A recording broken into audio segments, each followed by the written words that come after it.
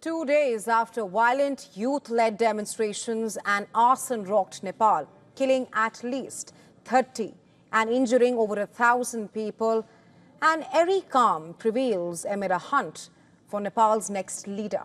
On Thursday, the Nepali army deployed in the streets of Kathmandu briefly lifted a curfew imposed in the capital, which was again restored after a few hours. And during that period, armed soldiers were seen patrolling the streets, checking vehicles and helping those in need.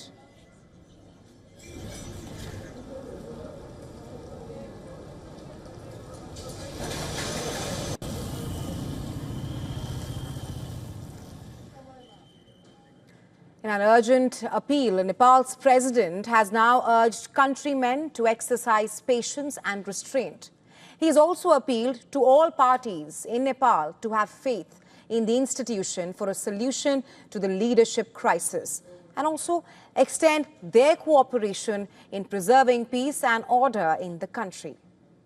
In the face of political uncertainty, Gen Z residents remain hopeful that perhaps something positive will come out of the demonstrations that saw the resignation of the former Prime Minister of Nepal, KP Sharma Oli, and left a leadership void in the country. We are expecting to make our country like Denmark, free of corruption, and we are literally we are going to make and we are going to choose the leader. We are hoping also to choose a very kind leader and very hardworking leader who are literally going to make our country very beautiful as it is in nature. We are going to make our country literally beautiful in every aspect, like in economy and education.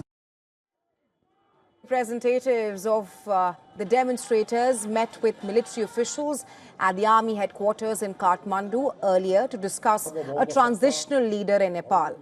A section of Gen Z demonstrators pushed for a former Chief Justice, we are talking about Sushila Karki, as a popular choice. Some of the party members have the misconception that they can infiltrate and create a division. This bloodshed is because of you, old leaders. If people start the bloodshed, then they would not survive. We don't want bloodshed. We want to dissolve the parliament, but not to cancel the constitution. The sudden change in political dynamics and governance is by no means a novel occurrence in South Asia. In Bangladesh and Sri Lanka, youth-led demonstrations against inequality and economic mismanagement have brought down governments in recent years, perhaps underscoring the power of public outrage in redirecting the course of the nation's future. But when it comes to Nepal, how has the leadership been like and placed so far? Well, Nepal is a federal parliamentary republic with a federal parliament consisting of a 5-year term for House of Representatives. In 2024, the coalition government was formed by the two largest parties, which are the Nepali Congress or NC, headed by Sher Bahadur Deuba, and the second party is the Communist Party of Nepal Unified Marxist-Leninist, CPN-UML, headed by Oli, which together held a 2/3 majority in the House of Representatives. Well, the other prominent party is the Communist Party of Nepal, Maoist Center, led by Pushpa Kamal Dahal, also known as Prachanda. Nepal's lower house has a total of 275 seats.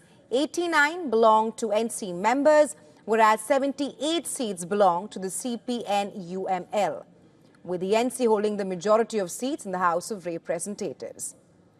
The CPN-UML and other smaller parties hold the rest. However, after the collapse, the structure is pretty much null and void, with the number no longer representing a functioning government in full force. And after Oli's fall, it remains unclear which of these administrations will replace Oli, and if at all, given the alternate suggestions that seem to be surfacing. The next choice for the head of a new government in Nepal is critical, which could either help restore stability or push the country into further chaos.